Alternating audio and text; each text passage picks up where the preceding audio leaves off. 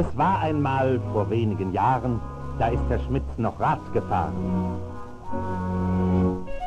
Heut hat er als gemachter Mann schon lange einen Motor dran.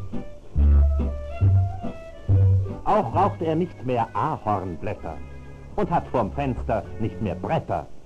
Denn auf dem ganzen Lebenslauf, so wie am Bauch, ging es bergauf. C'est le mythe fondateur de la République fédérale d'Allemagne, le miracle économique. Mein Programm heißt Wohlstand durch Wettbewerb. Une prospérité qui a masqué le passé et qui est entourée de nombreuses légendes.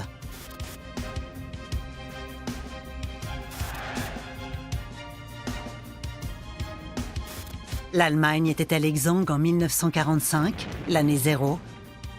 De courageux entrepreneurs ont-ils reconstruit le pays à l'aide du plan Marshall? Un ministre de l'économie a-t-il vraiment inventé l'économie sociale de marché? Ce ne sont que des légendes. Il n'y a jamais eu d'année zéro. Il faut bien dire que l'Allemagne a profité à long terme de la Seconde Guerre mondiale et de l'occupation de l'Europe. Comment la situation économique a-t-elle évolué dans le reste de l'Europe après 1945? C'est une période de reconstruction d'après-guerre, donc il y a une forte activité économique. L'Allemagne a-t-elle payé suffisamment de réparations? La question des réparations est close. Il s'agit du dédommagement moral. Quelle est la part de vérité dans les mythes fondateurs de la République fédérale d'Allemagne?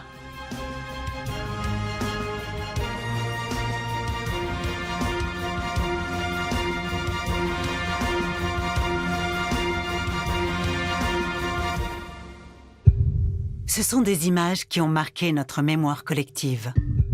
Des récits que nous ont transmis nos parents et grands-parents. Qu'est-ce que des générations entières ont occulté? Aujourd'hui encore, nous découvrons des légendes qui masquent une grande partie de la réalité. Nous envisagions de réaliser un documentaire sur l'envers du miracle économique. Mais nous sommes nous-mêmes devenus partie prenante de l'histoire. Qu'est-ce qui se cache derrière le tableau qui a trôné pendant 50 ans dans notre salle à manger? Que s'est-il passé dans ma ville natale de Maulbronn? Nous faisons des découvertes qui nous laissent songeurs. Le passé n'est pas mort. Il n'est même pas encore vraiment révolu. La première légende concerne un homme politique qui est resté populaire en Allemagne.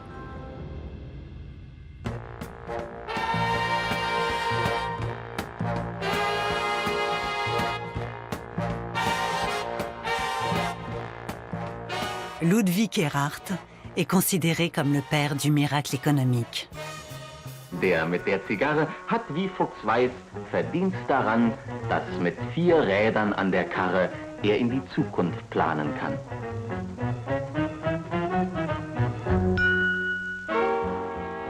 Ludwig Erhard a été le premier ministre de l'économie de la République fédérale d'Allemagne et passe pour l'inventeur de l'économie sociale de marché. Für ein Leben freier Menschen. Während die staatliche Zwangswirtschaft aus alten Magazinen mit Bezugsscheinen und Zuteilungskarten den Mangel bewirtschaftete, entwarf der Wirtschaftsprofessor Erhard sein Konzept der sozialen Marktwirtschaft. Nous plongeons dans les coulisses d'une légende. Au cours des années 50, la productivité, les salaires et le niveau de vie augmentent prodigieusement, comme le souligne une publicité de la CDU. Legen wir das Durchschnittseinkommen eines Industriearbeiters 1960 mit 540 D-Mark zugrunde, so musste er 1949 für 1 Kilogramm Brot 23 Minuten arbeiten. 1960 nur noch 19 Minuten. Für 1 Kilogramm Bohnenkaffee 1949 22 Stunden 37 Minuten. 1960 nur noch 6 Stunden 27 Minuten. En Allemagne, la croissance économique était en moyenne de 5% après la guerre. Elle est même montée à plus de 10% au début des années 50. Quels étaient les facteurs de la croissance? D'abord, il y avait une forte demande d'appareils ménagers. La télévision est apparue, les foyers se sont équipés de lave-linge. Tout ce que les États-Unis avaient déjà accompli dans les années 20, où l'industrie de biens de consommation s'était considérablement développée, de nombreux pays européens l'ont obtenu dans les années 50, et ce rattrapage a favorisé un formidable boom économique.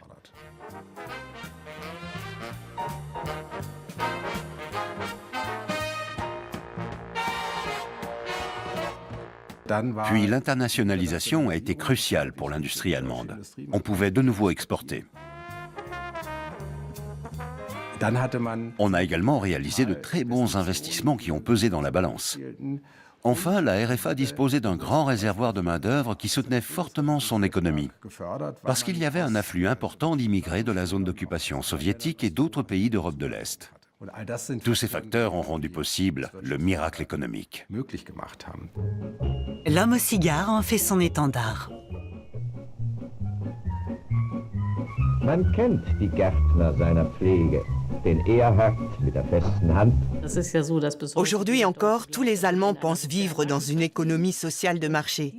Et ils croient que ce modèle a été inventé par Ludwig Erhard en personne. Mais rien de tout ça n'est vrai. Mein Programm heißt Wohlstand durch Wettbewerb, Wohlstand durch Leistung. Wohlstand, den wir uns nur durch Fleiß und Sparsamkeit erringen können, sodass aus dem immer größer werdenden Kuchen jeder sein ihm gemäßes größeres Stück erhalten kann. Das ist und bleibt das Ziel meiner Wirtschaftspolitik.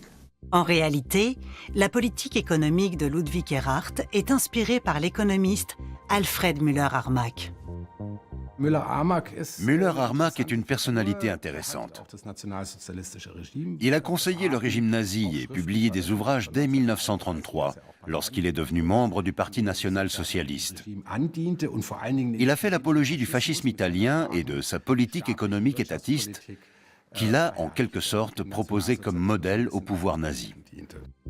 C'est Alfred Müller-Armack qui crée le concept d'économie sociale de marché. Après la guerre, il est entré à l'Union chrétienne démocrate et en 1952, il est devenu directeur du département de la planification au ministère de l'économie. Il a alors fortement orienté l'action d'Erhard vers une politique sociale combinée à une bonne dose de planification. Après la guerre, il est toujours un théoricien majeur de l'économie sociale de marché, tout en jouant un rôle central auprès d'Erhard. Mais alors pourquoi attribue-t-on la paternité de ce modèle économique à Ludwig Erhard? Erhard savait faire de la publicité. Mais pour ça, bien entendu, on avait besoin d'argent. Dans les années 50, on a fondé une association, Die Waage, ce qui a permis de collecter 3 millions de marks. Ensuite, on a tourné des films publicitaires pour vanter les mérites de l'économie sociale de marché, en précisant toujours, et c'était très important, qu'il s'agissait du modèle économique d'Erhard. Soziale Marktwirtschaft. Ich habe knapp 10 Minuten Zeit, mich mit Ihnen über unser gemeinsames Werk zu unterhalten. En vérité, c'était un économiste naïf qui n'y connaissait rien. Mais Ludwig Erhard est indéniablement un brillant communicant. Il a su expliquer le miracle économique à de nombreuses personnes et leur communiquer sa foi dans l'économie. Il a écrit des livres et participé à des émissions pour tenter de transmettre son optimisme. Et les économistes savent bien que la stabilisation des attentes a un impact important sur les consommateurs, les ménages et les entreprises. Stefan Koleff est directeur du forum Ludwig Erhard de Berlin. L'économie sociale de marché a entraîné un changement notable au sein de la société. Pendant les années du miracle économique, il s'en est produit un autre que j'appelle volontiers le miracle de la réconciliation. On s'est réconcilié avec l'économie sociale de marché, un terme judicieusement choisi, et donc aussi avec le capitalisme. On a accepté l'idée que les personnes qui ont du succès s'enrichissent, tout comme on a admis le principe de performance dans ce système. Mais si on s'est laissé convaincre, c'est parce que l'État a bien fait comprendre que la réussite devait être à la portée de tous. Et sur ce point, des personnalités telles que Ludwig Erhard ont clairement joué un rôle essentiel, même s'il n'a pas été le seul. Pour la jeune République, l'ascendant psychologique de Ludwig Erhard est donc plus important que ses compétences économiques. La croissance renforce l'adhésion à la démocratie.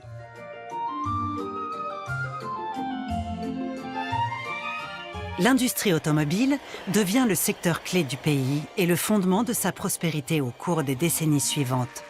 La coccinelle Volkswagen est le symbole du miracle économique allemand. Une réussite exceptionnelle, c'est du moins ce que dit la légende.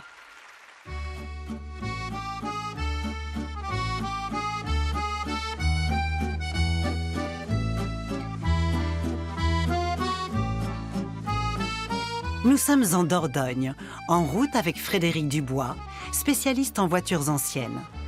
Jusqu'en 1968, Citroën a produit 2 millions de 2 chevaux comme celle-ci.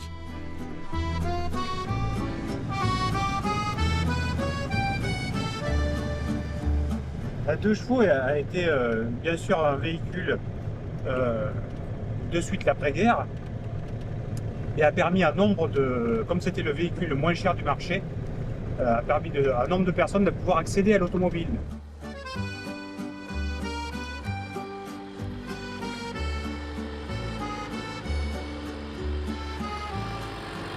Ce sont 30 années qui débutent environ à la fin des années 40 pour se terminer à la fin des années 70.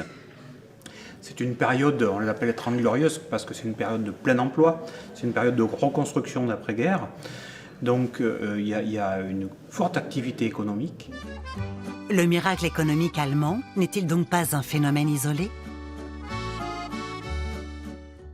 Tout d'abord, il faut rappeler que presque tous les pays, à l'ouest mais aussi dans les économies planifiées de la zone de domination soviétique, ont connu une très forte croissance dans les années 50 et 60. Si on prend les États de l'OCDE, la croissance économique moyenne y est de 4% entre 1950 et 1973, et même un peu plus en Allemagne.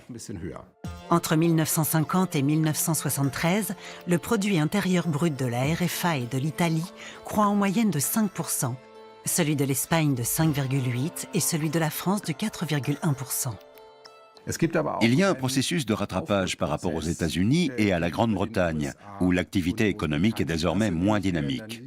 Les États-Unis enregistrent une croissance de 2 à 3% dans les années 50 et 60. Pareil pour la Grande-Bretagne. Ces deux pays avaient déjà atteint un niveau élevé au préalable. Les États européens, Allemagne, Italie, Pays-Bas, qui avaient jusque-là une activité plus faible, peuvent désormais rattraper leur retard et affichent un taux de croissance particulièrement important. Ce phénomène, la croissance de rattrapage, est une donnée majeure qui explique pourquoi même des pays comme la France, qui ont adopté un modèle économique totalement différent, connaissent un développement soutenu.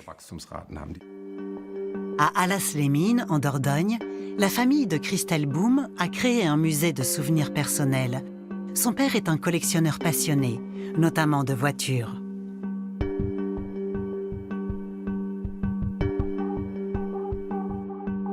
En 1945, l'industrie automobile française est à terre. Donc il sera mis en place par l'État un plan quinquennal qui s'appelle, plus connu sous le plan Ponce, en fait, qui sera là pour rationaliser toute la production automobile.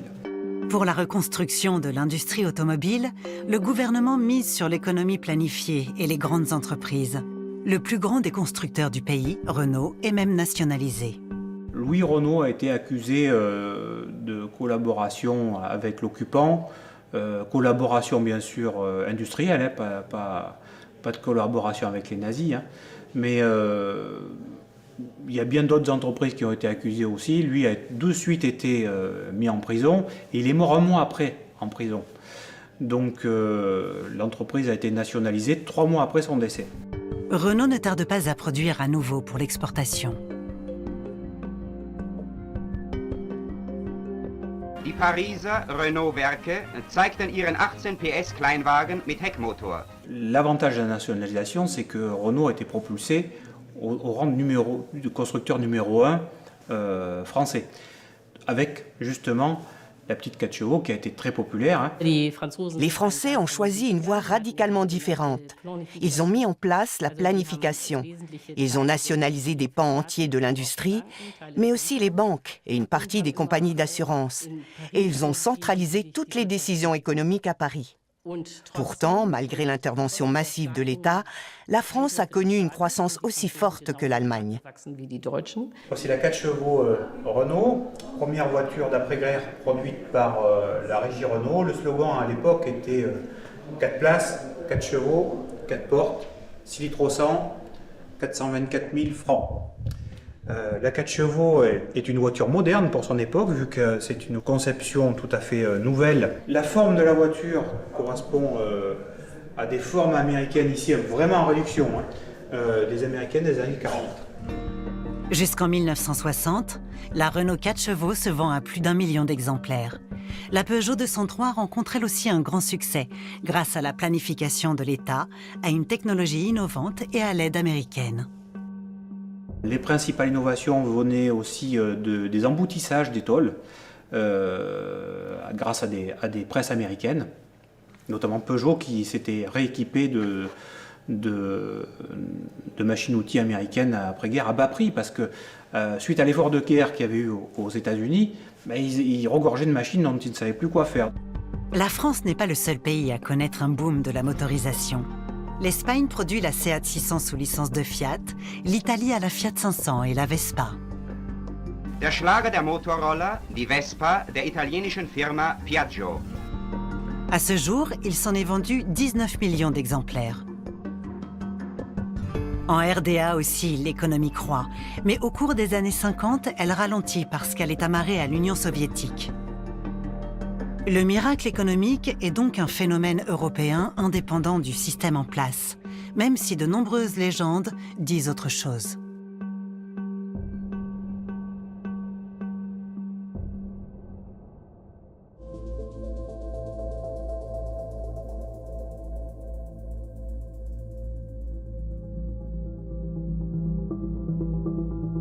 La fin de la guerre est associée dans notre imaginaire aux ruines et aux villes dévastées. C'est ce qu'on appelle l'année zéro. Dans le film Et au-dessus de nous le ciel, sorti en 1947 en Allemagne, Hans Albers chante les états d'âme des Allemands. Was soll nun werden? Es muss doch weitergehen. Noch bleibt ja Hoffnung für uns genug bestehen. Wir fangen alle von vorne an, weil dieses Dasein auch schön sein kann. Des caméramens britanniques et américains ont tourné ces images dans les grandes villes allemandes juste après la guerre. Mais le pays est-il vraiment en ruine? Environ 20% des logements sont détruits. Il faut déblayer 400 millions de mètres cubes de débris.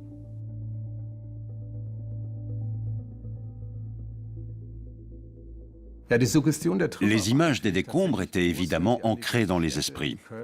Quand on pense à des villes comme Cologne, Hambourg, Stuttgart ou Francfort, elles étaient en grande partie dévastées.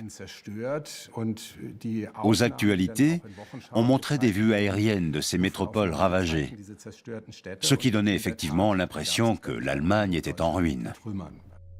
Mais les apparences sont trompeuses. Le plus étonnant, c'est que les structures industrielles, les usines, ont été très peu touchées. En 1948, le pays disposait des mêmes capacités industrielles qu'en 1939. Ça s'explique avant tout par le fait qu'il était très difficile pour les Alliés de frapper les sites de production allemands, car ils étaient tous équipés de systèmes de défense anti-aérienne. À la place, les Alliés bombardent les voies de transport. Our last bombing was directed against their communications, against convoys, trains, road and rail bridges, against goods yards, stations, viaducts.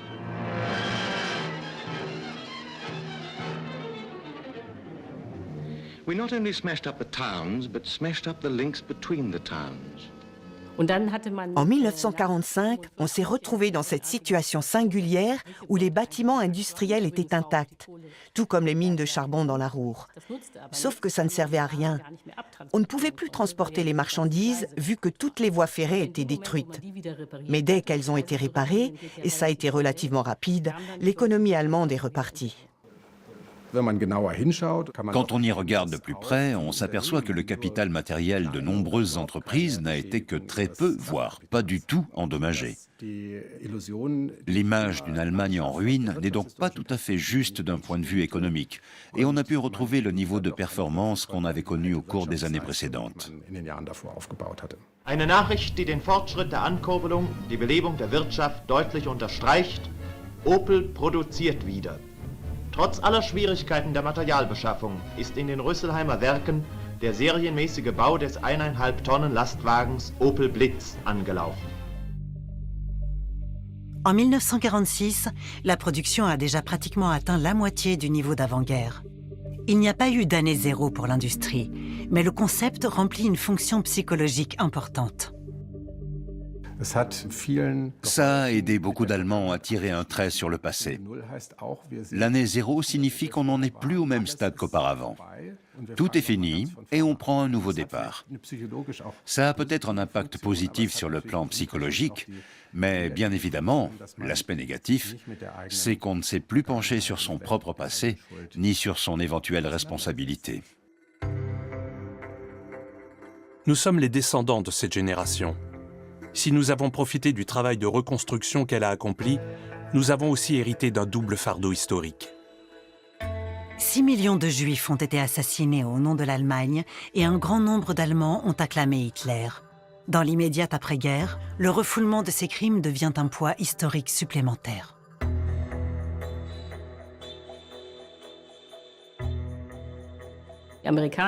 Dès la fin de la guerre, les Américains ont envoyé des experts en Allemagne pour réaliser des études à l'aide d'outils sociologiques sur l'ambiance qui régnait dans le pays.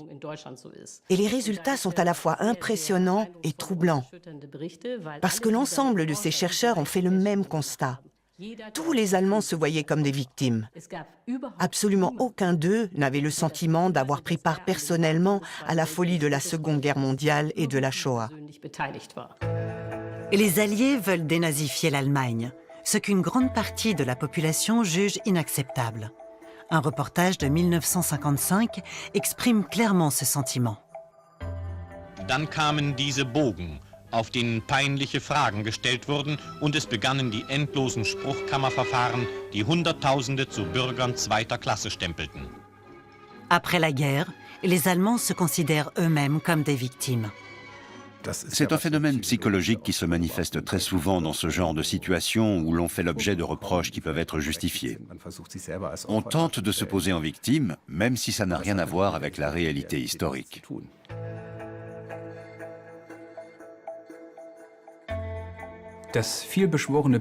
Pour les acteurs de l'économie allemande, l'année zéro, ce concept tant mis en avant, a été une courte période de doute et de réflexion. Puis, à la faveur du nouveau contexte politique, ils ont repris leurs affaires de plus belle. Eux qui étaient encore il y a peu des combattants de l'arrière hautement décorés, se définissaient désormais comme des entrepreneurs apolitiques et des partisans de la paix. Une étude réalisée en 2024 révèle que seuls 8% des entreprises allemandes ont fait un travail sur leur passé nazi. Les entreprises allemandes étaient concrètement impliquées. Elles faisaient partie de la grande machine de guerre et de l'industrie de l'armement. Elles employaient des travailleurs forcés. Et elles se sont enrichies grâce à l'arianisation et au rachat de sociétés.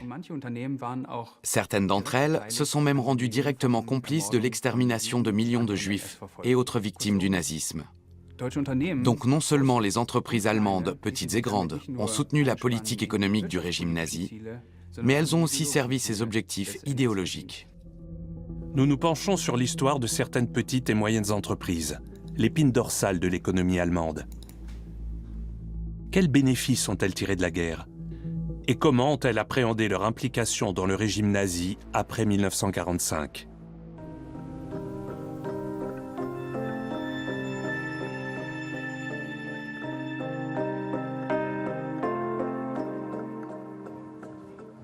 Des dizaines de milliers de PME profitent de l'aryanisation, l'expropriation d'entrepreneurs juifs.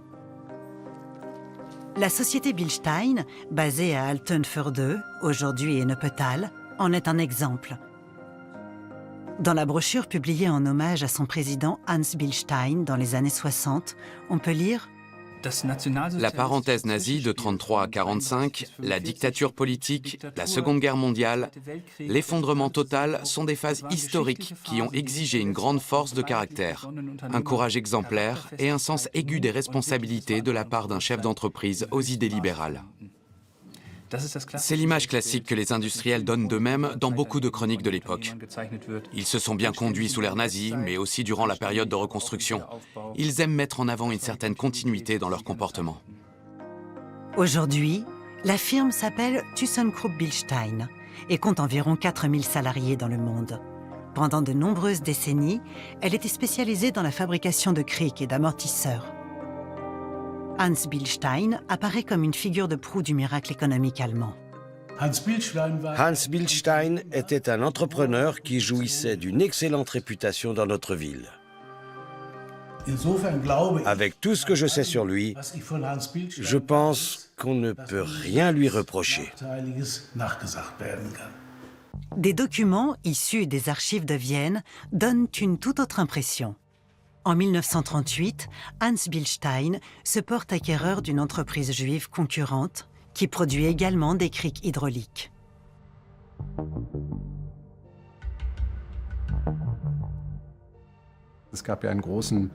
En avril 1933, les chefs d'entreprise juifs ont fait l'objet d'un grand boycott, si bien que beaucoup d'entre eux ont été contraints de vendre leurs affaires.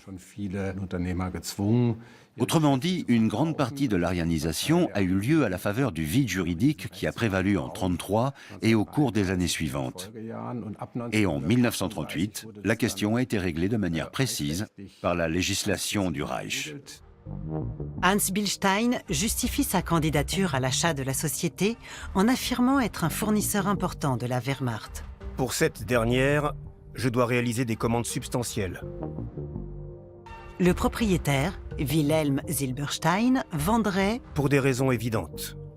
Hans Bilstein offrirait... Toutes les garanties économiques et politiques.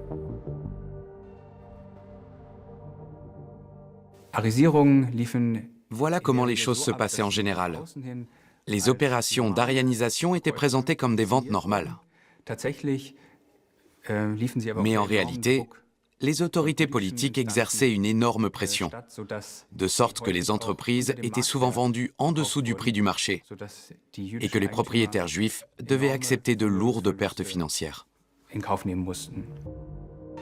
L'organisation nazie atteste. Le candidat à l'adhésion au parti, Bilstein, a fait preuve d'un état d'esprit exemplaire et il serait souhaitable que sa demande d'acquisition d'une entreprise juive soit prise en compte de manière prioritaire. Avec la carte du parti et le certificat d'aryanité, il n'y a plus d'obstacle à l'opération de rachat. Dans certains cas, les entreprises allemandes en profitaient doublement. Elles se débarrassaient d'un concurrent et pouvaient conquérir des parts de marché, et elles reprenaient la société à un prix très avantageux. L'entreprise en question est épinglée lors d'un contrôle spécial. Les conditions sanitaires et sociales sont totalement insuffisantes. De l'avis de l'expert, les machines sont vétustes et usées. Dans le cadre de l'aryanisation, une entité viable et prospère était parfois rachetée à 10 ou 15% de sa valeur réelle. Les propriétaires juifs obtenaient juste assez d'argent pour pouvoir quitter l'Allemagne et vivre dans la pauvreté aux États-Unis ou au Royaume-Uni. Mais les nouveaux propriétaires allemands, eux, étaient désormais à la tête d'une affaire florissante. La demande d'autorisation de cession est signée le 5 octobre 1938 par le propriétaire juif Wilhelm Silberstein, né en 1872 à Brody en Pologne.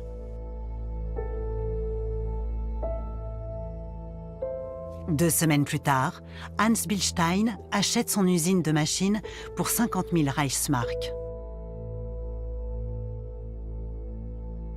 Au centre de documentation de Yad Vashem à Jérusalem, nous découvrons un Wilhelm Silberstein, originaire de Vienne, né en 1872 à Brody et mort en 1942 au camp de concentration de Jasenovac.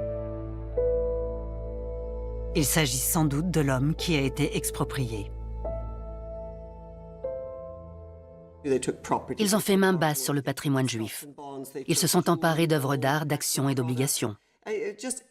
Avant la guerre, ils ont pris aux Juifs allemands des bijoux, de l'or et toutes sortes d'objets.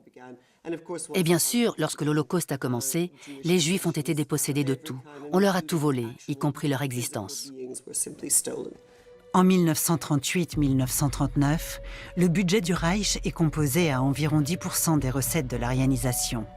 L'expropriation systématique des Juifs allemands est une source de revenus essentielle de l'État nazi, qui contribue largement au financement de la guerre. Des entreprises et des particuliers participent aussi à la razzia. Les entreprises allemandes ont énormément profité de la politique nazie, de l'aryanisation. Les banques allemandes ont financé et accompagné ces transactions. Selon certaines estimations, les Juifs allemands ont été spoliés d'environ 10 milliards de Reichsmark. Dans le reste de l'Europe, la valeur des biens juifs saisis atteint 10 à 15 milliards de Reichsmark, ce qui correspond aujourd'hui à plusieurs centaines de milliards d'euros.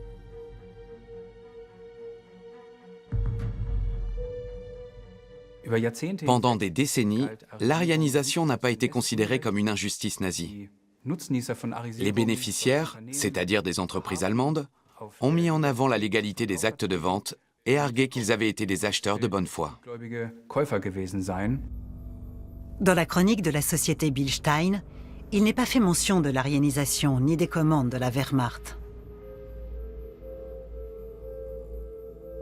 En revanche, on peut lire « Comme son père durant la Première Guerre mondiale, Hans Bilstein est parvenu à éviter la fabrication d'armes et de munitions dans sa propre entreprise tout au long de la Seconde Guerre mondiale. » Nous voulons savoir si Bilstein a dédommagé les héritiers de Zilberstein.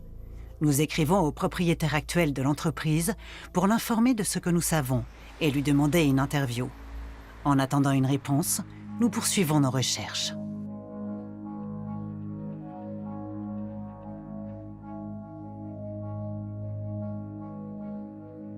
Was glauben Sie passiert, wenn dieser Porsche wieder auf die Erde knallt? Nichts, denn dieser Wagen ist mit Bilstein-Gasdruck-Stoßdämpfern ausgerüstet. Aujourd'hui encore, la marque Bilstein est florissante et reconnue pour ses amortisseurs. Entre 1949 et 1959, son PDG dirigeait la Fédération des syndicats patronaux de l'industrie métallurgique. Le cercle d'histoire d'Ennepetal s'est intéressé au passé de l'entreprise. La société Bilstein employait 350 travailleurs forcés, des Russes, des Italiens, des Néerlandais et des Français, répartis dans 16 baraquements. Ces baraquements se trouvaient juste au-dessus de l'usine. Ingrid Wiedmüller a organisé une exposition sur les travailleurs forcés à Ennepetal. Une partie des barbelés et des bâtiments existe toujours aujourd'hui. 350 travailleurs forcés vivaient dans cette zone jusqu'à la route. Et c'est un fait méconnu dans notre ville. Je pense qu'aujourd'hui, presque plus personne ne sait à quoi toutes ces clôtures et ces installations servaient à l'époque. Une ancienne travailleuse forcée, Maria Koboleva, est venue à Ennepetal en 2004. Elle a rédigé ses souvenirs. Quand on nous cuisinait des feuilles pour le déjeuner et qu'on s'indignait, le commandant Rosenthal rappliquait et passait entre les tables en répétant « Mangez, sale russe ». La nourriture était de plus en plus infecte, parfois des asticots baignaient dedans. Malgré la faim, on ne pouvait pas manger, certains vomissaient. Ce jour-là, le commandant m'a frappé de toutes ses forces au visage. Je me suis fracassé contre le mur. La nuit, on m'a emmené dans la cave. Il y avait un lit dans l'eau, sans matelas ni drap. Des rats y nageaient. C'est là que j'ai dû dormir. En 1944, la main-d'œuvre des entreprises allemandes était composée pour un tiers de travailleurs forcés. Le travail forcé était omniprésent dans la société en guerre, donc la population n'avait pas conscience que c'était une injustice. Dans les années 50, personne n'en parlait, pas même ici. La direction de ThyssenKrupp Bilstein refuse de nous accorder une interview sur Hans Bilstein. Mais elle nous fait part de son intention d'effectuer des recherches sur l'histoire de la société. La légende du chef d'entreprise droit dans ses bottes est constitutive du miracle économique. Elle se perpétue aujourd'hui encore dans ma ville natale de Maulbronn, connue pour son monastère cistercien, même si la réalité est bien différente. Adolf Hitler était un hôte bienvenu à Maulbronn. En 1935, il y vient en visite. Tout le monde l'acclame, le propriétaire de la carrière de pierre Albert Bührer, le maire Kinzle, l'industriel Willy Schenk, et même ma mère. Hitler aimait le grès. Avec le grès de Bührer, on construit une partie du stade olympique de Berlin qui figure fièrement sur le papier à en-tête du propriétaire de la carrière. Avec ce même matériau, on fabrique un bas-relief pour le stade olympique, ainsi qu'une partie des tribunes du Reichsparteitagsgelände, le site des congrès du parti nazi à Nuremberg.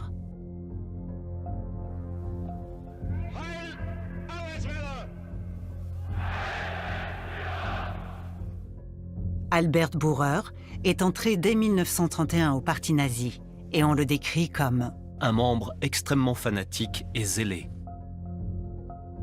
Pourtant, après la guerre, il affirme que les commandes pour la construction du site olympique, de l'aéroport de Tempelhof et du Champ de Mars, que j'ai obtenu dans le cadre d'une libre concurrence, n'ont rien à voir avec le parti.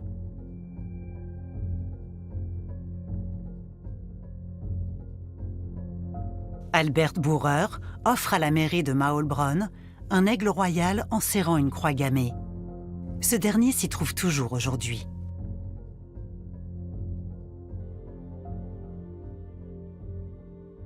Pendant la Seconde Guerre mondiale, des travailleurs forcés sont logés non loin du monastère, dans les carrières d'Albert Bührer. Bien décidé à en savoir plus, je rencontre un artiste de la ville, Rainer Traub. Ma tante est née en 1930 et elle a raconté qu'en 1942, un cortège de prisonniers de guerre russes, ou plus exactement de travailleurs forcés, marchait tous les matins jusqu'à la carrière.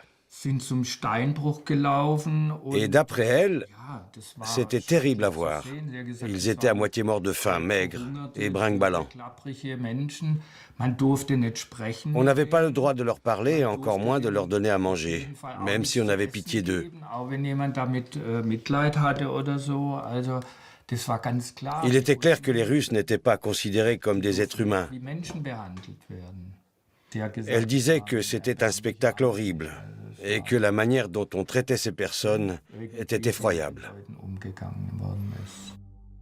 Les travailleurs forcés de l'industriel Willy Schenk sont également hébergés dans ces carrières.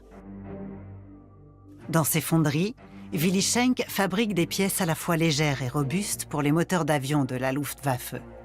Une entreprise stratégique qui lui vaut d'être nommé Wehrwirtschaftsführer, littéralement chef de l'économie de défense. À ce titre, il coordonne et soutient la coopération entre l'industrie et l'armée.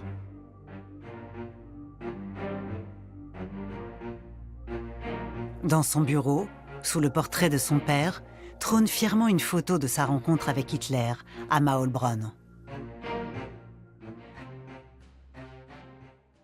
Sans le travail forcé, la production d'armes se serait effondrée, parce que tous les hommes étaient au front. Dans son dossier de candidature au titre d'entreprise modèle en temps de guerre, Willy Schenk souligne que son effort pour fournir des armes en plus grand nombre et de meilleure qualité à la Wehrmacht est supérieur à la moyenne. Bührer possède des carrières à Maulbronn et à Gauingen. Près d'ici, des travailleurs forcés sont hébergés avant 1945. Rainer Traub a un lien particulier avec Bührer. Mon grand-père était son contremaître dans une carrière de Gauingen. Bührer a été accusé de mauvais traitements à l'égard de prisonniers de guerre qui devaient travailler pour lui.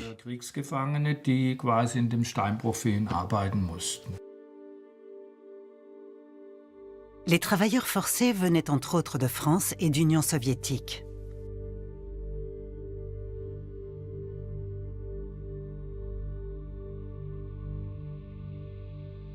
Le grand-père de Rainer Traub a conservé des documents de cette époque.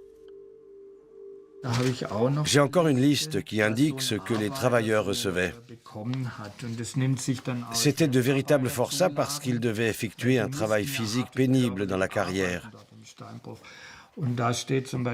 Là, par exemple, il est écrit qu'ils ont droit à 150 grammes de viande et de charcuterie par semaine, 18,5 grammes de gras par jour, 48 grammes de fromage maigre par semaine et 112 grammes de sucre. Ce sont évidemment des chiffres absurdes. En réalité, la nourriture qu'on leur donne se compose à 90% de pommes de terre et de rutabaga. Les travailleurs forcés soviétiques ont moins à manger que les Français et beaucoup moins que les gardiens. Bauer veille au strict respect des consignes. Comme vous le savez, il ne faut pas utiliser de farine de blé pour les Russes. Vous ne devez donc jamais leur donner de pain blanc. Bien sûr, les gardiens reçoivent plus de 400 grammes de viande. À vrai dire, si les nazis avaient été rationnels d'un point de vue économique, ils auraient dû bien nourrir ces hommes et ces femmes pour qu'ils survivent comme main-d'œuvre et soient productifs. Mais d'un autre côté, il y avait leur idéologie raciale, selon laquelle ils les considéraient tous comme des êtres inférieurs qui méritaient la mort. Alors ils les tuaient par le travail. Et ces forçats mouraient en masse dans l'est de l'Europe, aussi bien qu'en Allemagne. Lorsque des travailleurs français préparent en secret un lapin pour Noël, Willy Schenk les dénonce, ainsi que les gardiens, à la Gestapo. Selon le tribunal de dénazification de Vaihingen-sur-Lens, Willy Schenk gagne plus de 5 millions de Reichsmark entre 1942 et 1944. Comme son entreprise d'armement a besoin d'une main-d'œuvre robuste, il réclame sans cesse à Albert Bauer de meilleures conditions pour les travailleurs forcés. Ce dernier, qui dirige les camps, s'y oppose farouchement. Vous avez demandé que la travailleuse de l'Est obtienne l'autorisation de réchauffer les repas de son enfant la nuit. Même une mère allemande se garde de le faire.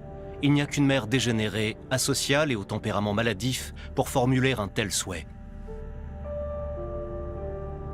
Vous avez demandé qu'une femme enceinte ne travaille pas à l'usine et surveille uniquement les enfants. Cela ne correspond pas aux directives fixées par le ministre du Travail Sauckel. Soit vous donnez à votre chef de camp des droits, et pas seulement des devoirs, soit vous continuez à lambiner comme vous l'avez fait jusqu'ici, et tous les travailleurs de l'Est pourront traînasser. C'est un argument classique utilisé dans l'immédiate après-guerre pour se dédouaner. Toute opposition était aussitôt punie par l'internement dans un camp de concentration. Les entreprises allemandes n'étaient pas tenues de prêter serment au Führer. Il n'y avait pas d'obligation d'obéir aux ordres, même si elles ont volontiers prétendu le contraire après 1945. Les entreprises allemandes disposaient d'une marge de manœuvre et d'interprétation. Quant à savoir si elles utilisaient ces leviers ou pas, cela dépendait du bon vouloir de leur personnel de direction. Les entreprises ont notamment une marge de manœuvre dans le traitement des travailleurs forcés.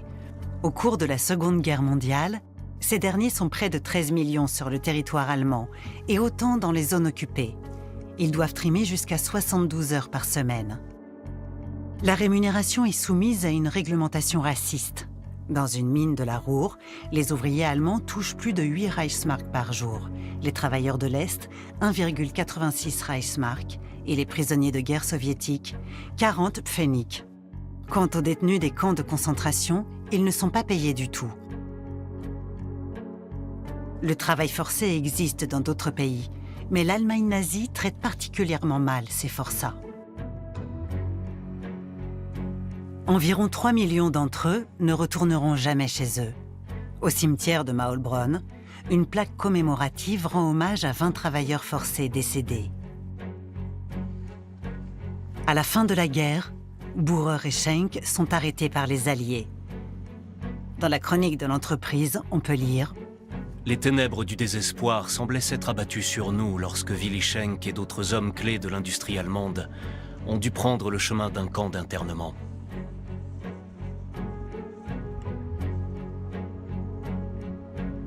Albert Bührer et Willy Schenck doivent répondre de leurs actes devant les autorités alliées. Il est question notamment du traitement des travailleurs forcés. L'exploitant Bührer écrit une lettre au gardien du camp Domenico Straub afin de les disculper tous les deux.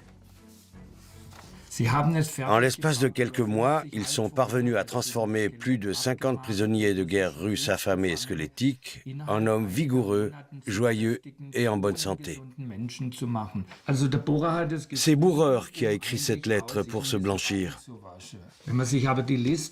Mais quand on regarde les listes, on voit que certains hommes pèsent 54 kilos, 50 kilos. Le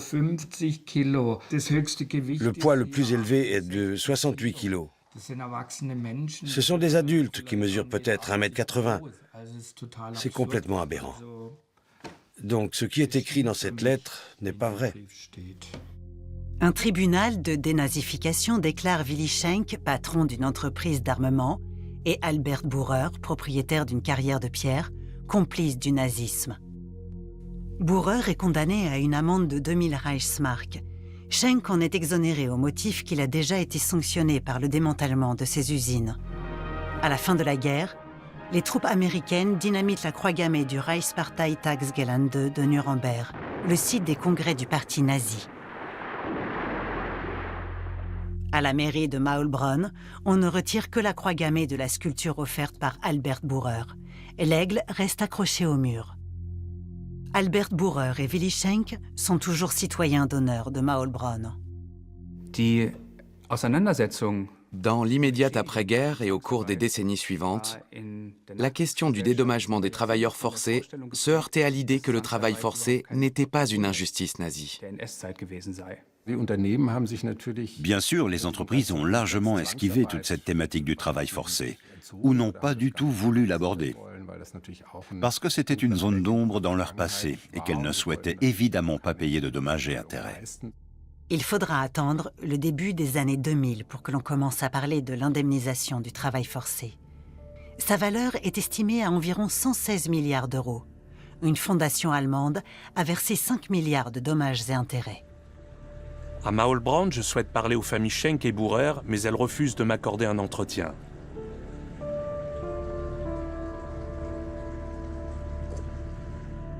Les fonderies Schenck déposent le bilan en 1999. Depuis quelques années, le terrain chargé de métaux lourds est une friche industrielle. L'entreprise Schenck constitue ainsi un double fardeau pour la ville. La carrière de pierre, Bührer, appartient aujourd'hui à la société Lauster, qui souhaite remplir le site de déchets toxiques et enterrer avec elle son histoire. La légende selon laquelle les PME allemandes n'ont pas été impliquées dans les crimes nazis est toujours bien vivace.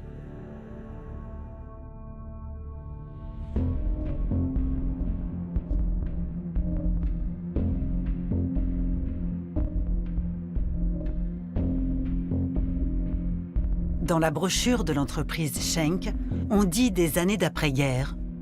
Dans cette période de reconstruction pleine d'espoir, l'entreprise a reçu l'ordre d'un démontage total. La tragédie a été d'autant plus douloureuse que l'équipe de Maulbronn a dû démanteler elle-même ses ateliers. Chaque geste a été un sacrifice personnel. Willy Schenck doit céder une partie des machines de ses usines de Maulbronn et Schwäbisch Gmünd au titre des réparations que les Alliés imposent à l'Allemagne en 1945.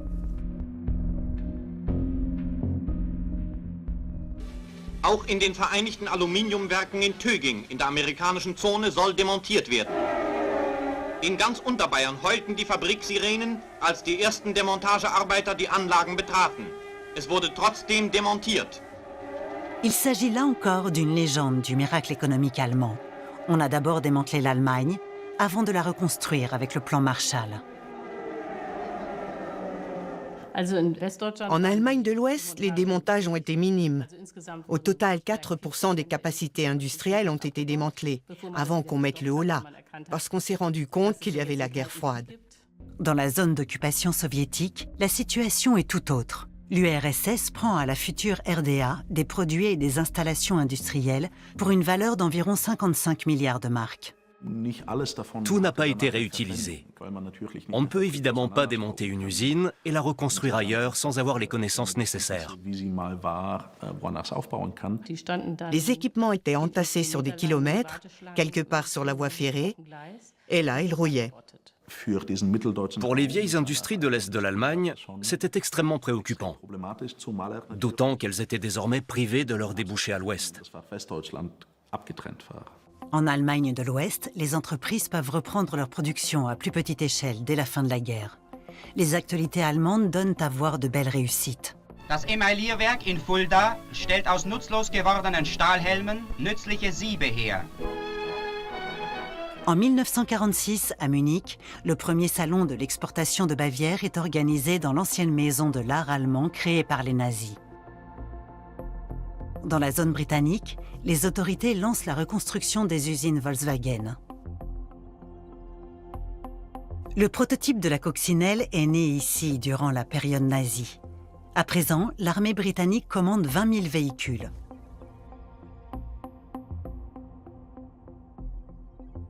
Le commandant Ivan Hurst veille à ce que l'on puisse reprendre le travail sans tarder sur le site à moitié détruit.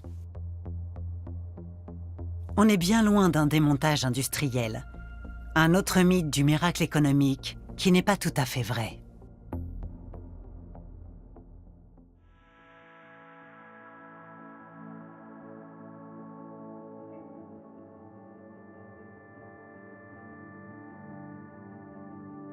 En 1948, le président américain Truman signe le plan Marshall. The signing of this act is a momentous occasion in the world's quest for enduring peace. This measure is America's answer to the challenge facing the free world today. Les États-Unis financent la reconstruction à coût de milliards de dollars dans les zones occupées de l'ouest de l'Allemagne. C'est du moins ce que dit la légende.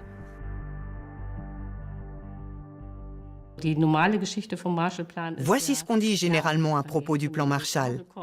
L'Allemagne a reçu de l'argent des États-Unis et son économie est repartie.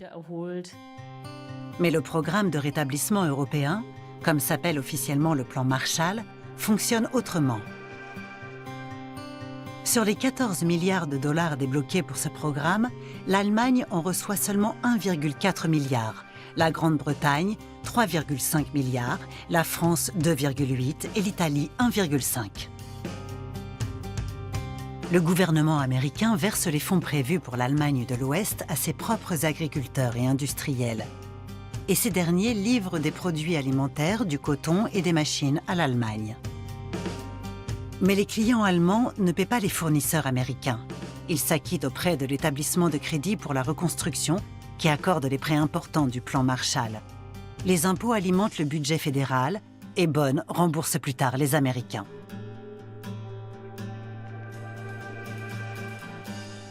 L'Allemagne de l'Ouest peut ainsi recevoir des marchandises des États-Unis sans même avoir de dollars pour les payer. Grâce au crédit, on peut lancer la construction de logements et d'infrastructures. Et on livre les produits alimentaires dont la population a urgemment besoin.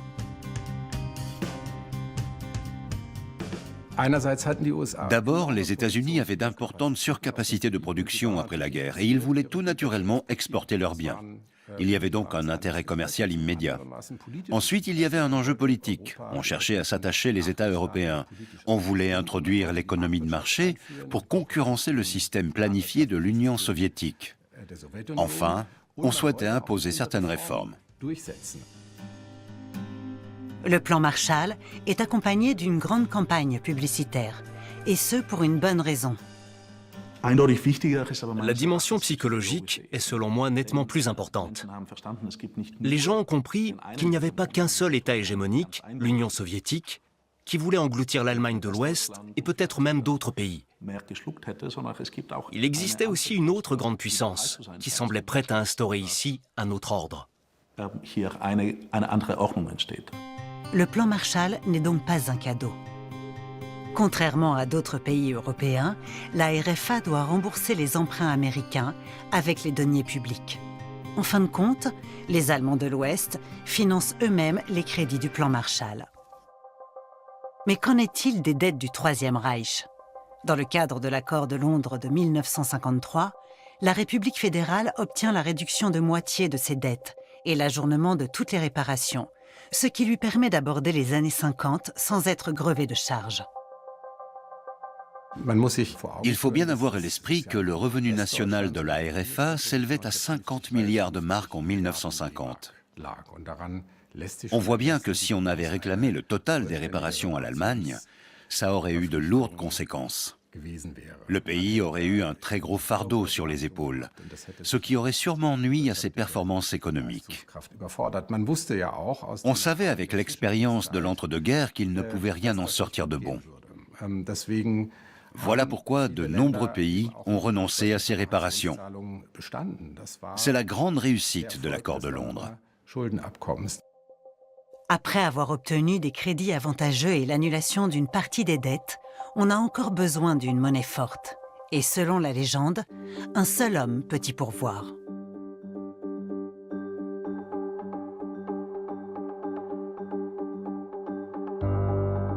Unsere D-Mark ist heute der weltbegehrtestes Zahlungsmittel. Ja, selbst in den Vereinigten Staaten ist sie Währungsreserve.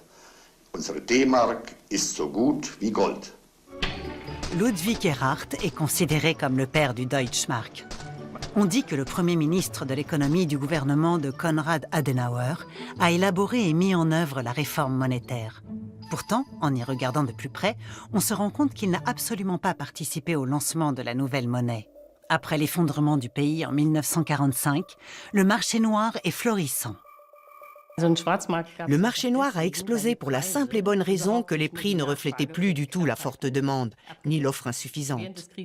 Pendant la guerre, l'Allemagne s'en sortait encore plus ou moins. Elle ne produisait rien, mais elle pillait les autres pays. En 1945, ce n'était évidemment plus possible, et les pénuries ont augmenté. On troque de la nourriture contre des montres, des bijoux et de l'argenterie. Il était parfaitement évident que la monnaie, le Reichsmark, n'avait plus aucune valeur. Donc, non seulement les gens se sont tournés vers le marché noir, mais ils ont introduit un nouveau moyen d'échange, les cigarettes. L'Allemagne de l'Ouest a impérativement besoin d'une monnaie fiable. À Rotwesten, dans la Hesse, se trouve une maison où l'histoire s'est écrite.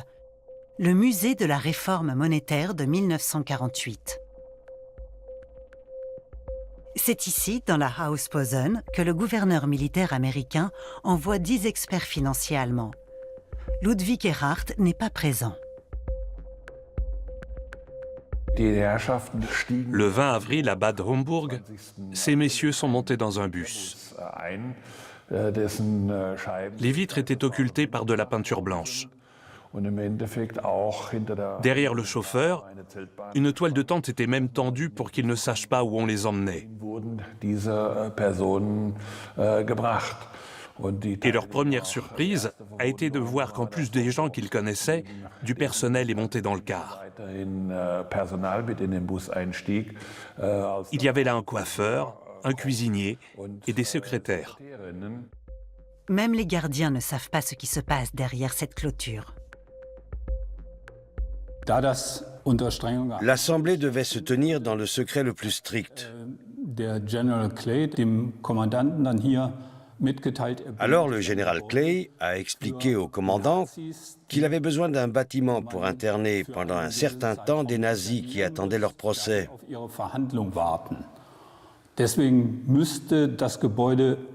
Donc, le site devait impérativement être entouré de barbelés et être surveillé par des soldats qui avaient ordre de tirer si nécessaire. La réforme monétaire doit rester confidentielle afin que l'Union soviétique, en zone orientale, ne devance pas l'Ouest. Les experts sont chargés de tout préparer pour que le Reichsmark soit remplacé par une nouvelle monnaie. Le conclave est dirigé par l'officier américain Edward Tenenbaum.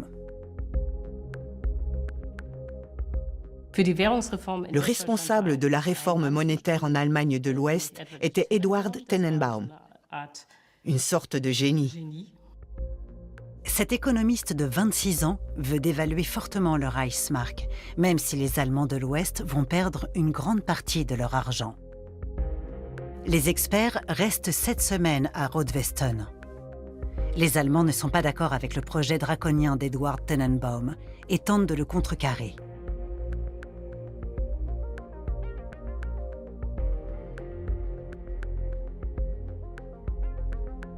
L'officier américain doit les amadouer.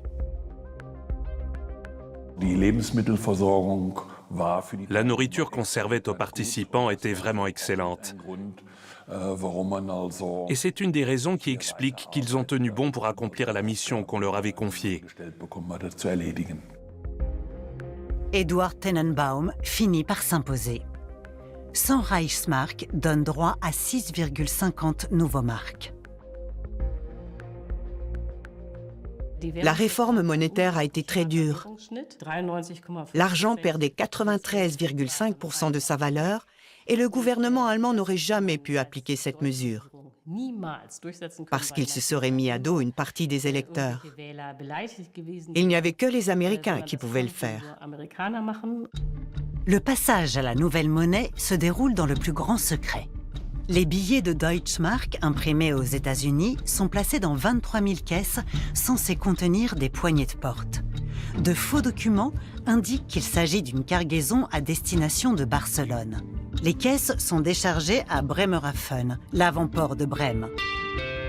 Sous la surveillance étroite de l'armée et de la police, la nouvelle monnaie est transportée en train et en camion jusqu'à l'ancienne banque du Reich à Francfort avant d'être acheminée vers les banques centrales des Länder.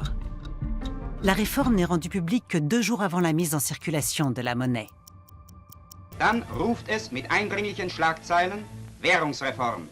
Und wie man vorher auf jede Ware Jagd machte, so sucht man jetzt jede Zeitung zu erhaschen.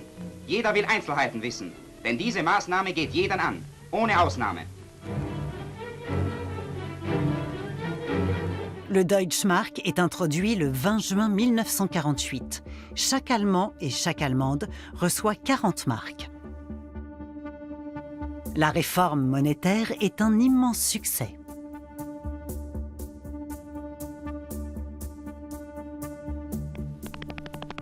Ludwig Erhard et la CDU se targuent d'être les inventeurs du Deutschmark.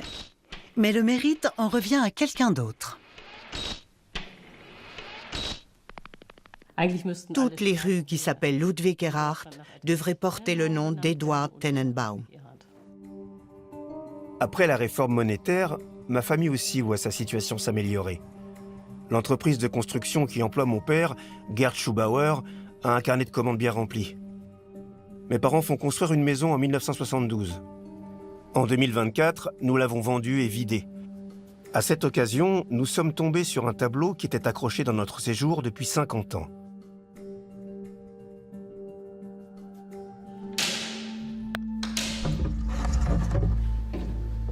Il représente la Feldherrnhalle à Munich et l'Odeonsplatz orné d'un drapeau blanc et bleu, les couleurs de la Bavière.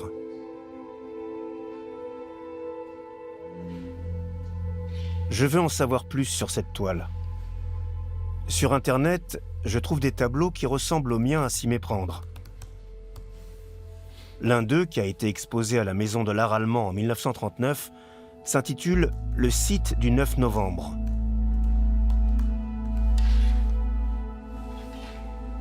Un autre montre la même place en hiver avec un drapeau à croix gammée suspendu au mât.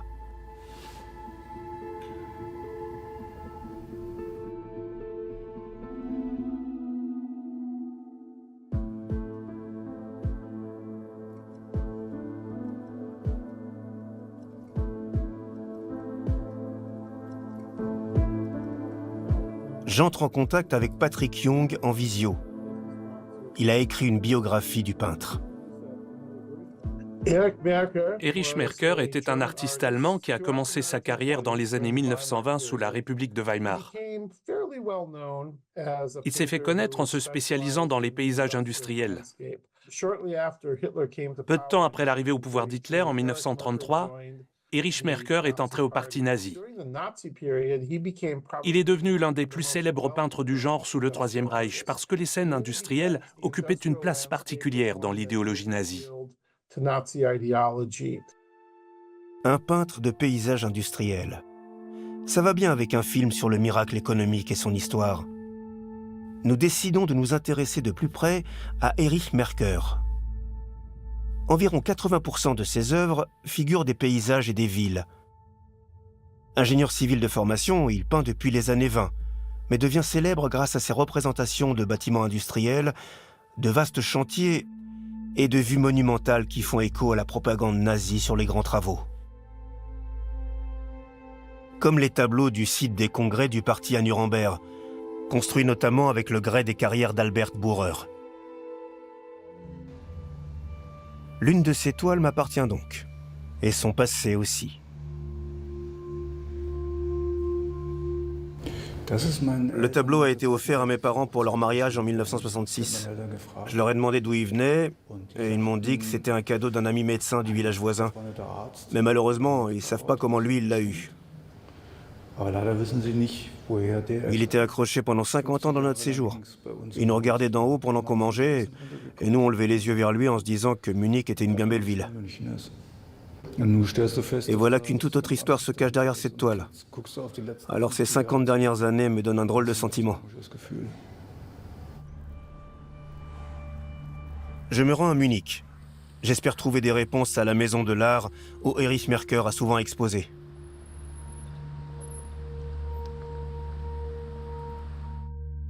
À partir de 1937, Adolf Hitler inaugure ici même la grande exposition annuelle d'art allemand.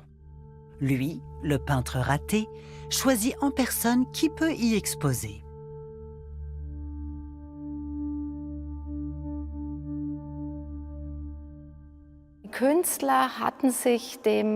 Les artistes devaient se soumettre au diktat nazi. Il leur fallait se rallier totalement et sans réserve à la vision d'un art allemand qui avait pour vocation d'illustrer l'idéologie nationale-socialiste. Erich Merker, qui peignait déjà des scènes industrielles avant 1933, n'a pas à changer de registre. Erich Merker est un bon exemple qui montre qu'un artiste pouvait avoir beaucoup de succès dans le cadre des grandes expositions d'art allemand. Il comptait des clients très prestigieux. Hitler lui a acheté 8 tableaux. Erich Merker a gagné plus de 90 000 Reichsmark entre 1938 et 1944. Il se situait donc dans le haut du panier. Cette œuvre, qu'Hitler a achetée 4 000 Reichsmark, représente la carrière de granit d'un camp de concentration.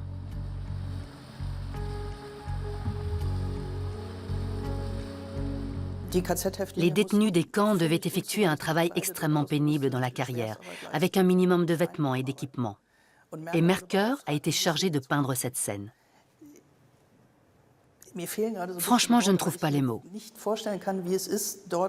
Je ne peux pas imaginer ce que ça implique pour un artiste d'être là, voir ce qui se passe, et peindre malgré tout des travailleurs allemands bien nourris qui portent de magnifiques vêtements et tapotent des pierres au soleil.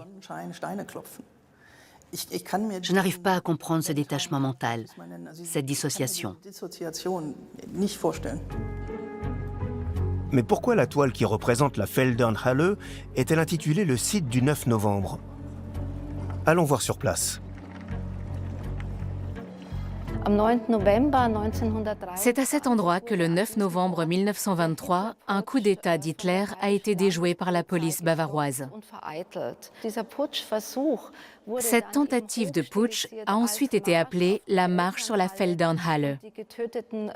Et les putschistes tués ont été pratiquement canonisés et érigés en martyrs. La Feldherrnhalle est devenue un lieu de culte où le parti nazi célébrait ses débuts.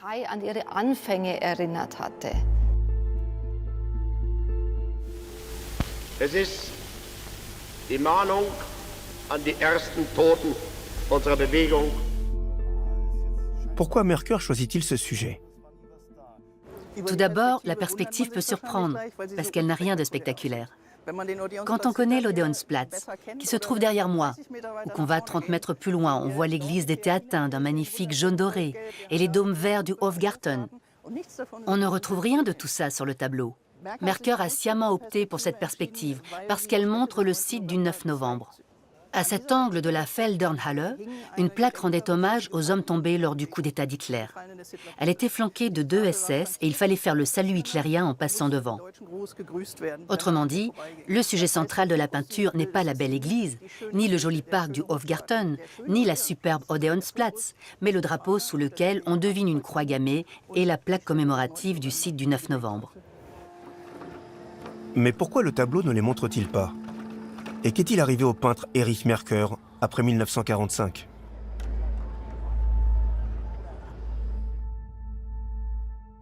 Je me rends dans ma région natale de Basse-Bavière, où vit un petit-neveu de l'artiste.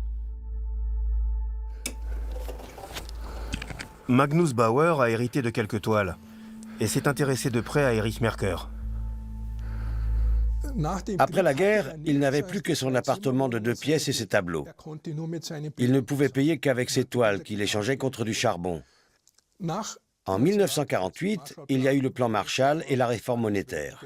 Et pour la deuxième fois, il s'est retrouvé sans argent, sans rien. Alors il a essayé de retrouver une vie normale, comme tout le monde. Il n'y a pas eu d'année zéro pour l'art, pas plus que pour le reste de la société. Il était possible de se confronter à la nouvelle donne, mais naturellement, beaucoup d'artistes se sont dit « Pourquoi je peindrais autrement qu'avant? Mes tableaux se vendent toujours, alors je continue à travailler comme je l'ai fait jusqu'ici. » Erich Mercœur était de ceux qui ont choisi cette option. Après 1945, Mercœur reste fidèle à son style. Pour le fabricant de machines-outils, MAN, il peint la reconstruction d'un pont qui enjambe le Rhin près de Cologne. L'artiste connaît son miracle économique personnel. Il aménage son nouvel appartement munichois avec des meubles de style. Son petit-neveu me montre les portfolios que Mercœur présentait à des clients potentiels. Il disait par exemple, si c'est un sujet qui vous intéresse, on peut le traiter un peu autrement. Ça explique pourquoi certains thèmes sont déclinés en plusieurs versions. Erich Mercœur a été exposé pour la première fois en 1951 à la Maison de l'Art, dans le cadre de l'exposition de la coopérative des artistes de Munich. La Feldherrnhalle n'y apparaissait plus comme le site du 9 novembre. C'était désormais un des emblèmes de la ville cosmopolite au grand cœur. Il y a donc au moins 5 tableaux qui représentent le sujet de ma toile. Il existe différentes versions qui sont évidemment intéressantes. Dans le fond, on aperçoit un drapeau. Il s'agit soit du drapeau nazi, ça ne fait aucun doute, soit du drapeau de la Bavière. Mais il y a des cas où on ne sait pas quand le tableau a été réalisé. Donc, il est possible qu'il ait recouvert ce drapeau après coup, ce que je peux tout à fait comprendre. C'est précisément ce que nous voulons savoir. De quand date ma toile? Nous l'observons plus attentivement. En observant de plus près le drapeau blanc et bleu, on distingue au bord des traces de peinture rouge. Le tableau est-il plus ancien que je le pensais? A-t-on cherché à masquer un passé trop encombrant? Nous décidons de réaliser une radio de l'œuvre. L'Université technique de Berlin. Les physiciens Johanna Mantoux-Valou et Yannick Wagener veulent étudier à la loupe ma toile d'Erich Mercœur.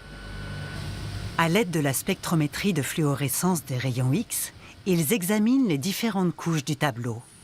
Est-ce que quelque chose se cache sous la surface? L'artiste a-t-il retouché la toile? J'étais toute excitée. Je me souviens que l'analyse était toujours en cours. Moi, j'assistais à une réunion dans la salle d'à côté et je suis passée voir où en était la procédure. Puis je suis repartie en me disant « Je crois qu'on voit quelque chose ». Les rayons X révèlent que sous le blanc et le bleu du drapeau se cache une couche de sélénium, un élément contenu dans la peinture à l'huile rouge. Rouge, comme un drapeau à croix gammée. C'était un premier indice qui montrait que le motif avait été repeint. Mais de mon point de vue, ce n'était pas suffisant pour affirmer que c'était vraiment ce que l'artiste voulait dissimuler. Alors on s'est intéressé à une autre partie du tableau. Sur des photos anciennes, on peut voir des couronnes et 2 soldats au pied du monument.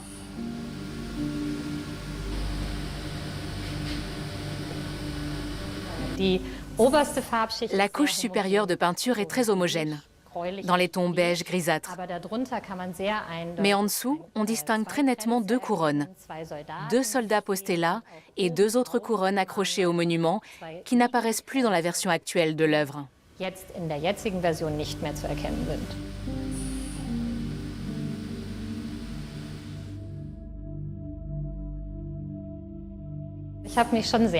J'ai été très heureuse quand on a découvert que sous la couche de peinture, il y avait des structures qui n'étaient pas visibles à l'œil nu. C'est bien la preuve que le peintre les a délibérément recouvertes pour cacher quelque chose. Mon tableau qui représente une vue anodine de la Feldherrnhalle célébrait autrefois le culte des morts chez les nazis.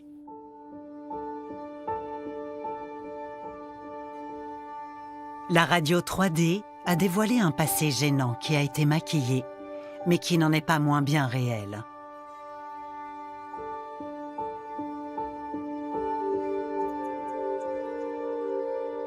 Ce passé, on le retrouve dans une autre légende. L'Allemagne aurait payé suffisamment de réparations après la guerre.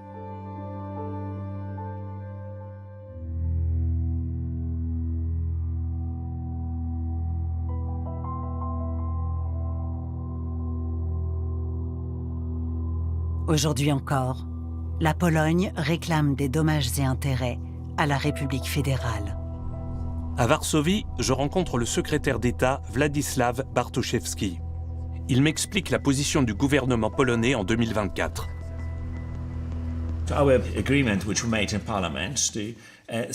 L'accord que nous avons passé au Parlement dit que nous voulons demander à la République fédérale d'Allemagne de prendre ses responsabilités sur le plan politique, historique, juridique et financier, et de rendre compte de tous les dommages infligés à la République de Pologne et à ses citoyens durant la guerre 39-45.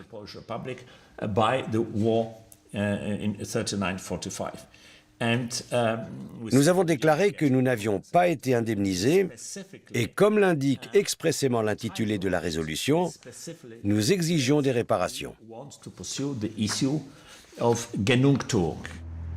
Pourquoi la Pologne demande-t-elle réparation aujourd'hui?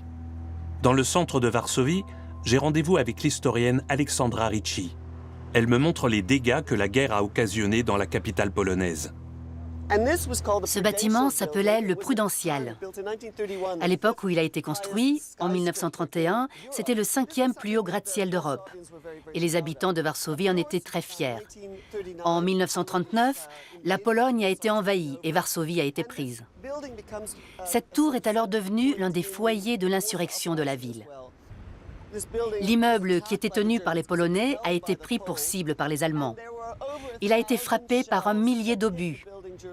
En 1945, après la destruction de Varsovie, c'est devenu un emblème, un symbole contre la guerre. Et puis, dans les années 1950, il a été reconstruit et transformé en hôtel. La reconstruction se fait sans l'aide de l'Allemagne. La ville est détruite à près de 85%, y compris l'ancien ghetto.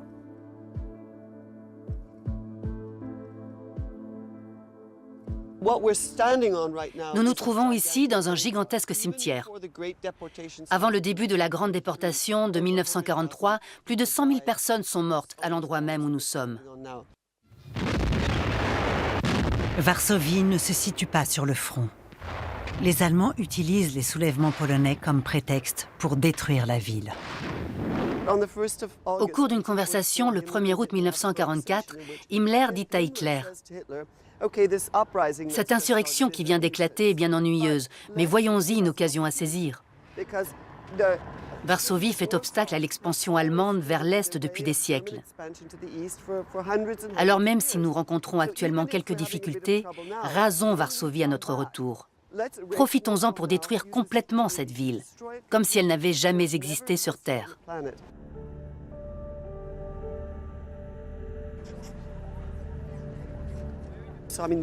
Toute cette zone a été rayée de la carte pendant l'insurrection de Varsovie. Mais les habitants ont refusé d'obéir à Staline, qui voulait transférer la capitale de la Pologne à Łódź. Ils sont donc revenus en janvier 1945, quand les soviétiques ont libéré la ville. Le château royal dans le centre de Varsovie est reconstruit entre 1971 et 1984. Les Polonais savaient qu'un jour ils reconstruiraient ce château. Ils ont donc essayé de sauver un maximum de ruines. Les travaux n'ont pas été financés avec de l'argent public, mais avec des dons privés venus de personnes du monde entier qui estimaient qu'il fallait redonner vie à ce symbole de l'identité polonaise. À la fin de la guerre, la Pologne espère en vain une contribution de l'Allemagne à la reconstruction. Au lieu de donner de l'argent qu'ils n'avaient pas, les Allemands devaient céder des parties de leur industrie aux Alliés. Les Russes ont pris tout ce qu'ils pouvaient, c'est-à-dire la totalité des machines, pour équiper leurs usines en Union soviétique. Le résultat, c'est que nous n'avons rien eu. Après 1945, la Pologne disparaît derrière le rideau de fer. Pendant la guerre froide, la dette allemande passe au second plan. Le chancelier Konrad Adenauer reconnaît néanmoins le principe des réparations en 1952. Im Namen des deutschen Volkes sind aber unsagbare Verbrechen begangen worden, die zur moralischen und materiellen Wiedergutmachung verpflichten. Avec l'État d'Israël créé en 1948, la RFA s'accorde sur des dommages et intérêts d'un montant de 3 milliards de marks et verse en outre 450 millions de marks à une organisation de victimes. En 1953, la loi fédérale relative à l'indemnisation des victimes des persécutions nazies est adoptée. Mais elle est liée au principe de territorialité, ce qui signifie concrètement que seuls des Allemands sont dédommagés. Sur les quelques 81 milliards d'euros versés à ce jour au titre des réparations, environ 49 milliards relèvent de la loi fédérale d'indemnisation et 1,7 milliard est allé à Israël. La République fédérale a payé moins de 500 millions d'euros de réparation aux pays d'Europe de l'Ouest. Avec l'accord de Londres sur les dettes, la question des réparations a été clarifiée entre l'Allemagne et les pays étrangers. Ou plus exactement, elle a été ajournée. Parce que cet accord stipulait que le règlement définitif de la question des réparations devrait être scellé par un traité de paix définitif. Ce traité de paix ne verra jamais le jour. Les vainqueurs alliés renoncent définitivement aux réparations dans le traité 2+4 de 1990. Et ils ne sont pas les seuls. En 1953, la Pologne a déclaré qu'elle ne réclamait plus de réparation à l'Allemagne. Ça n'a pas été pris en compte dans le traité 2+4. En 1991, lors d'un traité de bon voisinage et de coopération amicale, la Pologne a annoncé qu'elle renonçait aux réparations. C'est pourquoi le gouvernement allemand considère aujourd'hui que le sujet est clos. En Pologne, on voit les choses autrement. Je rencontre l'historien Krzysztof Rurniewicz. Il est chargé de la coopération germano-polonaise auprès du ministre polonais des Affaires étrangères. Ma question porte sur le montant réclamé par Varsovie. Il s'agit d'une valeur symbolique. Pendant la Seconde Guerre mondiale, des églises, des bibliothèques et des universités ont été détruites. À présent, on veut estimer cette valeur symbolique. Ce n'est pas possible. Si vous me proposez 1 milliard, vous avez raison. Si vous me proposez 10 milliards, vous avez également raison. On ne peut pas le quantifier. La question des réparations est close. Il s'agit du dédommagement moral. En 2024, l'Allemagne se montre ouverte au dialogue.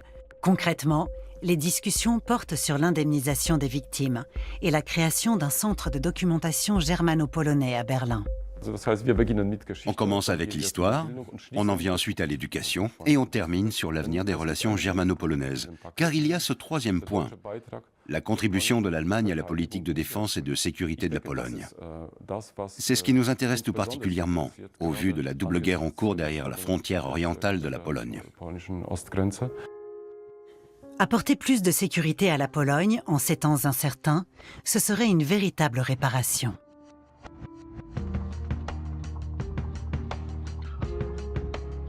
Retour en Bavière. Je me rends chez le petit-neveu du peintre Erich Merker. Magnus Bauer découvre aujourd'hui les résultats de la radio. Même pour moi, c'est très surprenant. Non seulement il a repeint par-dessus le drapeau, mais comme chacun le sait, après son coup d'État en 1923, Hitler a fait passer la Feldherrnhalle pour le lieu où tout avait commencé. Il a érigé les putschistes en héros, créé un culte autour d'eux et placé une garde d'honneur devant le monument. Alors franchement, indépendamment du drapeau, ces résultats m'étonnent. Il m'étonne vraiment. Magnus m'étonne moi aussi. Lui a découvert quand la toile a été peinte. Il a remarqué un code chiffré au dos du tableau, 11 390 34. Des nuits durant, il a comparé les numéros des œuvres du peintre et a fini par y trouver une logique. Les deux derniers numéros étaient supérieurs à 30 et inférieurs à 44, ce qui laissait penser qu'il pourrait éventuellement s'agir d'années. Ensuite, je me suis aperçu que les chiffres du milieu croissaient à mesure que l'année augmentait. La série de numéros qui se finit par 33 est plus petite que celle de 34, qui est inférieure à celle de 44. Je me suis dit que ça devait être une donnée chronologique. Alors j'ai examiné les deux premiers chiffres et je me suis rendu compte qu'ils étaient compris entre 1 et 12. On peut donc légitimement penser que ce doit être le mois. Donc tu peux dire quand la toile a été peinte. Erich Merker a réalisé mon tableau en novembre 1934 et lui a attribué le numéro 390. En novembre 1934, Adolf Hitler a déposé une couronne au pied de la Feldherrnhalle pour les putschistes de son parti qui avaient été tués. Et Erich Merker a peint le tableau le site du 9 novembre. Après la chute du nazisme, il a fait disparaître les nazis de la toile. Et le tableau s'est retrouvé dans le séjour de mes parents. Pendant 50 ans, nous étions assis sous une croix gammée, flanqués de gardes SS, sans même le savoir. Magnus est interloqué lui aussi. Pour moi, l'ensemble prend une autre dimension à la lumière de l'histoire. On ne peut pas le nier, il faut vraiment le dire, surtout à présent qu'on connaît les résultats de l'analyse.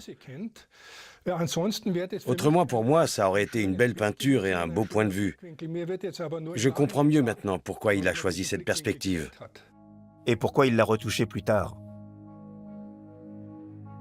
Je crois qu'il ne voulait plus en parler, comme beaucoup d'autres d'ailleurs. Est-ce qu'il avait honte? Une chose est sûre, il a dû prendre conscience que ce qui s'était passé était vraiment mal. Voilà ce que je pense. En 1944, Erich Merker se moque même du régime hitlérien. Erich Merker, qui était membre de la Volkssturm, a écrit des lettres dans lesquelles il critique sur un ton plutôt drôle, en dialecte bavarois, ce qu'il voit. Erich Merker meurt en 1973. Il ne s'est jamais exprimé sur sa carrière à l'époque nazie. Aujourd'hui, il reste ces toiles qui atteignent toujours aux enchères des prix oscillant entre 200 et 5 000 €. Mon tableau doit être déposé dans un lieu adéquat. À Munich, le Centre de documentation sur l'histoire du national-socialisme livre des informations sur la ville au temps des nazis. Mais l'antisémitisme existe toujours. En septembre 2024, un jeune homme de 18 ans commet un attentat en tirant sur le hall de l'institution. Quelques jours plus tard, je rencontre la directrice du centre. Bonjour Madame Sadov. Bonjour. Heureux de vous rencontrer. Moi aussi. Voici le tableau que je trimballe avec moi depuis un bout de temps. Et je crois que c'est le bon moment et le bon endroit pour le laisser. J'ai toujours eu le sentiment qu'il symbolisait en quelque sorte notre façon de gérer le passé, notre tendance à maquiller certains faits. Qu'est-ce qu'une œuvre comme celle-ci peut nous apprendre? Qu'on peut très vite masquer sa responsabilité et oublier certaines choses. Et ça vaut pour beaucoup de gens, pas juste quelques individus. Il y a une grande zone grise autour de tous ceux qui ont profité du système, qui ont fermé les yeux, qui ont laissé faire ou qui ont fait des choix et qui ensuite n'ont plus voulu assumer leurs responsabilités. Je trouve que ce tableau montre très bien tout ça. Mais de cette zone grise surgit quelque chose de surprenant.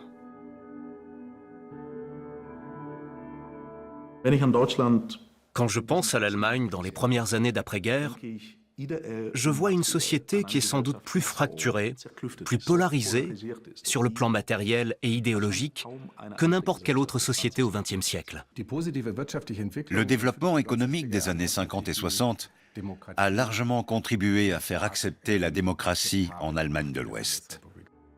Et à chasser les ruines des esprits.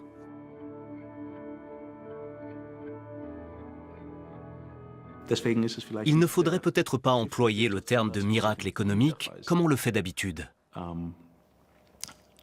On pourrait parler de miracle républicain. Le véritable miracle de l'après-guerre n'est peut-être pas l'essor de l'économie, mais la démocratie allemande.